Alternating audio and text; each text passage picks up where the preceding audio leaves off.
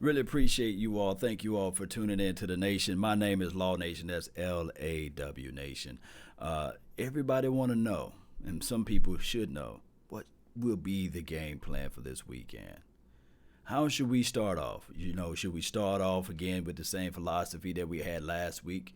Or should we take this thing all the way to the house, right? Should we put people in places to make plays, you say? I'm thinking that the coaching staff understands that the level of this game is very important. So we got to figure out ways in order to win this game, because this is all of what it's about. One game at a time, one movement at a time, and all we got to do is stay focused and stay positive, and things will come into the mix. Now, I will say this. Last week the game plan totally. We didn't perform well on those parameters, right? So now last week is behind us. But somehow, one way or another, a lot of people feel like instead of us being 3-1, a lot of people feel that we are 1-3. And that's not the reality. The reality is that we are leading in the NFC East.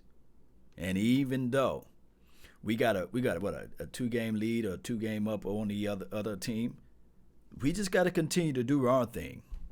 And when we get out there to play this Sunday, I will say the Dallas Cowboys are a type of team that we begin to really fight and punch back. If anybody thinking that this team is just going to somehow one way or another go on like a losing spree, it's not going to happen. Not when you have the Ezekiel Elliott's of the world. I do know that he had a pedestrian game, 35 yards. Come on now. And the offensive line, even though we got some injuries on that aspect of it, and it was only averaging 1.9 yards per carry. But I don't think that every team got the Saints personnel. I don't think that every team knows the back of the hand. Like Sean Payton knows Jason Garrett like the back of his hand. Let's be real about it. Sean Payton knows Jerry Jones. So not every team got that type of intellect. And if you can go all the way back, think about this. I just want to put this on your mental, Cowboy Nation. Just hear me out. And then this is not me homering this thing up. But what I can say is the LA Rams, they knew us. They knew us. Think about this. Just open up our minds and think about the whole totality of things. The LA Rams knew us. How did the LA Rams knew us, Law? Wade Phillips. He knows Jason Garrett. Tell me where the lie at, right? That was a horrible game. But Wade Phillips knows Jason Garrett. Think about this. The Indianapolis Colts. I think Eberflus was over there, right? He knows Jason Garrett, right? So what I'm saying is that collectively, and I know that Sean Payton didn't coach Jason Garrett, but the whole system, he played against the Cowboys for a while, right? So he knows Jason Garrett.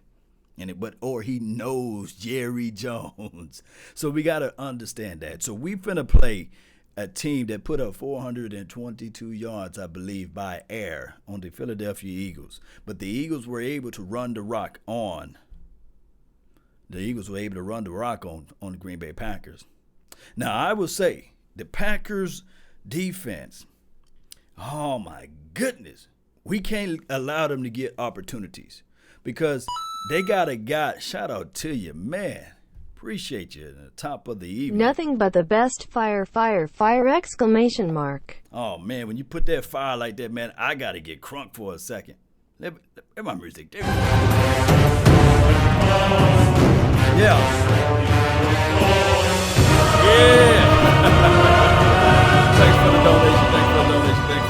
Thanks for the donation. All right, Morrison, really appreciate you. Nothing but the best. Yes, here's the thing, Cowboy Nation. When we start talking about the Green Bay Packers and what they bring to the table, they got a guy that I really love his skill set. Is it Jerry Alexander?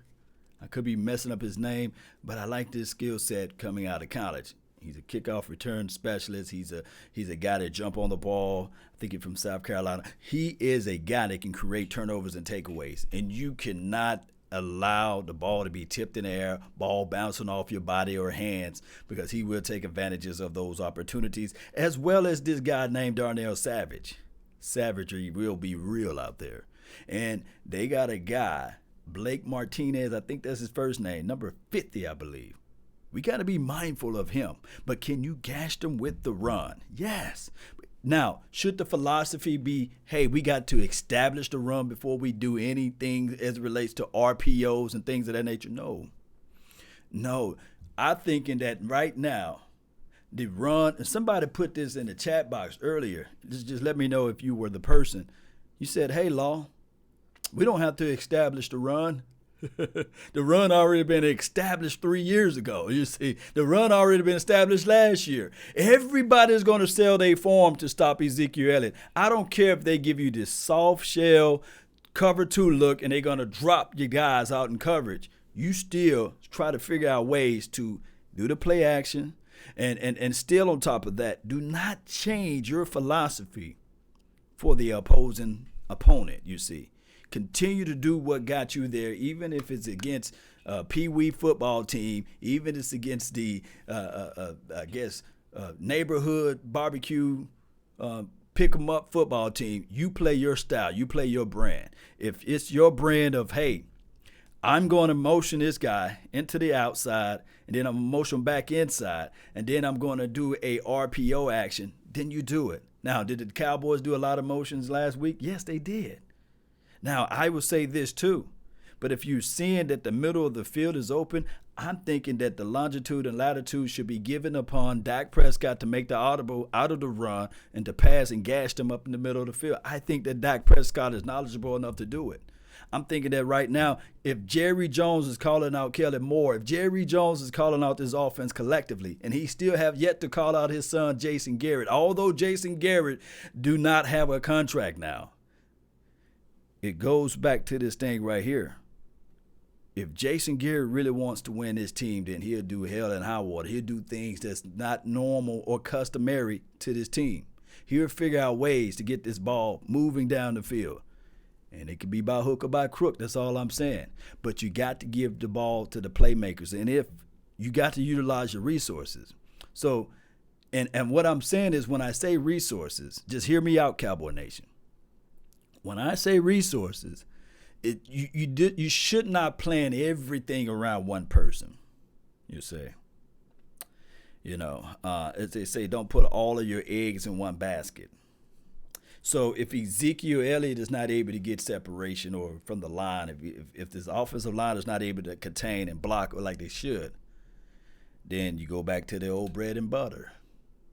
You figure out ways. You roll Dak Prescott out. You go back to saying, okay, Dak Prescott, I want you to keep this ball at this time because the last time we ran this, you did a great job of getting to the edge, and you even caused the defensive back to land on you. Got an extra 15 yards for hit after the contact, whatever, unnecessary roughness.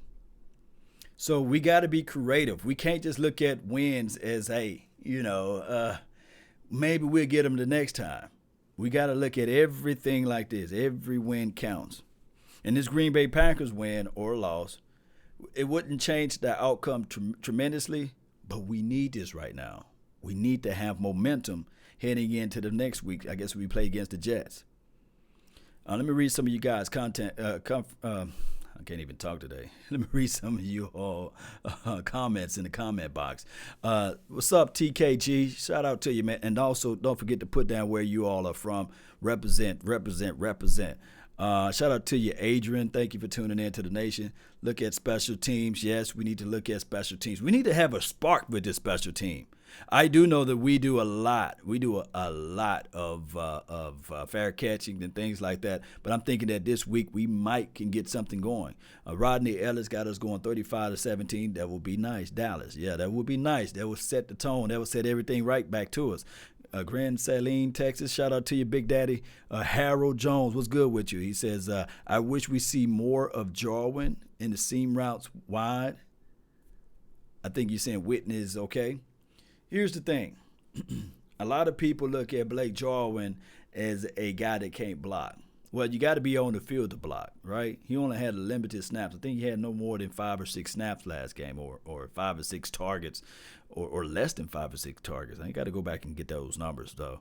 But what I'm saying is We love Jason Garrett. I meant to say Jason Witten. We love Jason Witten. We do. 82 is just remarkable. I'm thinking that he's a first ballot Hall of Famer, right? I can't wait to hear his Hall of Fame speech, right? Now, I don't know whether or not they're going to do the bus with the bald head or they're going to do the bus with the hair. Let me know in the comment box. But here's the thing. Sometimes when you have a guy that knows the ins and outs of the offense and he can block, but you still have this other young fish that can run up the seam, who can catch pretty much everything that's thrown to him if it's thrown in a certain proximity. And I'm talking about Blake Jarwin. He got speed. He got wide receivers type of talent and traits. We have to utilize our weapons. We shouldn't shy away from that. So if you gash him one time in the middle, go back to the well, you see. And I'm thinking that this defensive coordinator for the Green Bay Packers, he's going to be looking at this Saints tape and saying, okay, we're going to drop them and we're going to see if our front four can create pressure and see if our front four can stop them. Right. Creativity, production, performance, flea flicker. Cowboys 31-17, Green Bay will lose. Okay. All right. Shout out to you, Stellos. Creativity, production, performance, flea flicker, Cowboys 31-17, Green Bay. Yes, indeed, man. Really appreciate that, man. The donation to help grow the nation. Natasha says, D-Law is letting me down. He getting double teamed, but Quinn was too, and he's getting out. I wonder if D-Law is not recovered from his surgery. This is from Natasha. Here's the thing. D-Law. All right, so we do know that D-Law is not being double teamed. He's being triple teamed. When you go back and look at the plays, most of the plays, he even have the tight end on that side. He have the right guard helping and chipping over that side as well as the right tackle. And then on top of that, sometimes the running back sits back and be looking for D-Law. Out of Quinn's game, you can naturally see that Robert Quinn is the best left edge rusher that we got, or right edge rusher that we got. But the thing is, with Robert Quinn, he's able to line out far right? And then on top of that, his burst and his get off on the line is just so crazy. I'm thinking that teams don't have enough tape on him as it relates to Dallas Cowboys, how they utilizing him opposed to D-Law. Now, D-Law, he have 2.5 sacks within the 4 games. We look at Robert Quinn's stats and we look at the fact that he got 3. Both of them, I think Quinn got 11 pressures. I think that, Quinn got 11 pressures. D-Law, he got 10. Why we just can't look at the fact that these two bookends are doing a good job for us for right now? We creating pressure. We are containing the edge. It's not like the teams are running all over the field on us now that we got both of those boys back in the house. I just say right here, just give D-Law a little bit more time. He didn't get a chance to have all of the training camp. And this, I know it's going to sound like lip services mixed in with excuses for D-Law's production. But just the same type of energy that you guys have right now to say pay Robert Quinn was the same type of energy that you had last year of saying pay D-Law. We can't have it both ways, Cowboy Nation. So all I can say is just give the guy time and give the guy, have a little patience. We are 3-1. We are not 1-3, and nor are we 3-5, right?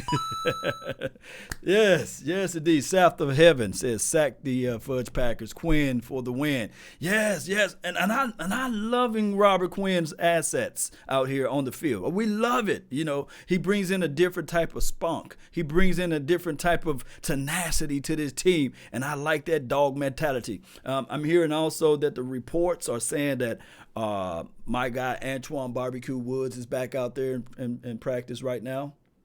And also Tyron Crawford is back out there. As much as I praise number 92, I'm not going to say his name. You guys can look him up. The rotational aspect of when you put Quinn out and then you put in number 92, we have not seen any type of level productions, right?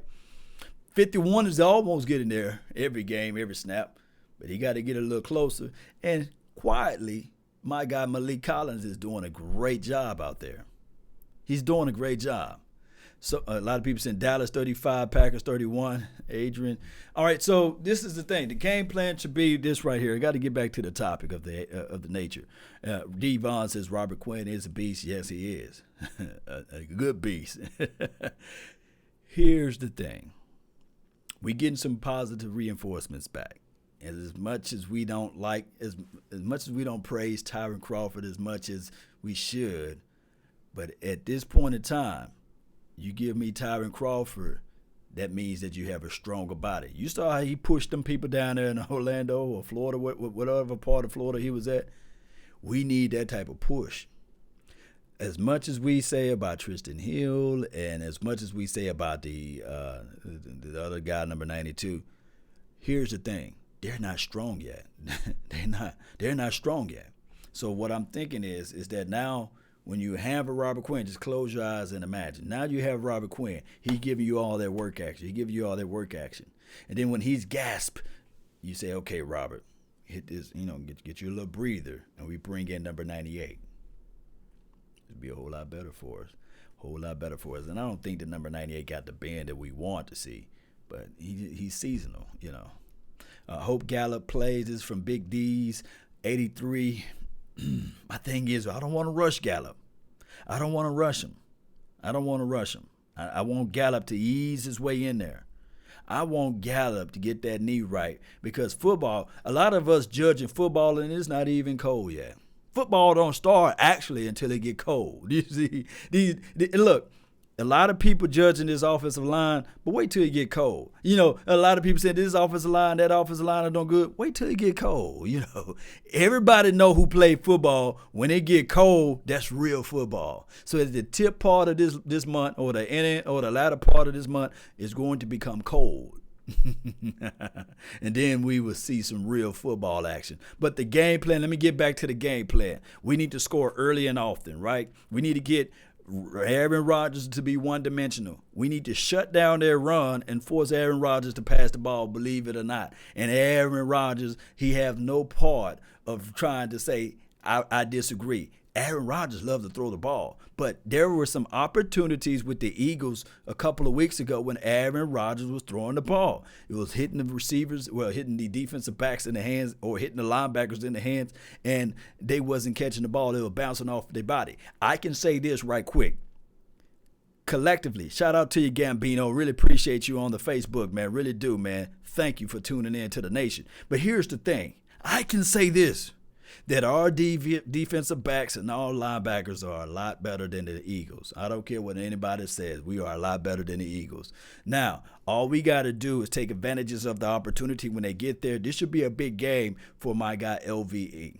He should be able to clog the passing lanes, and they should not be worried about stopping the run as much because they're going to bail from the run. This is a pass-first offense that we're going to be up against. Now, what's going to be alarming to everybody was the fact that Aaron Rodgers put up 422 yards, and then at times Teddy B was passing the ball everywhere to Michael Thompson last week.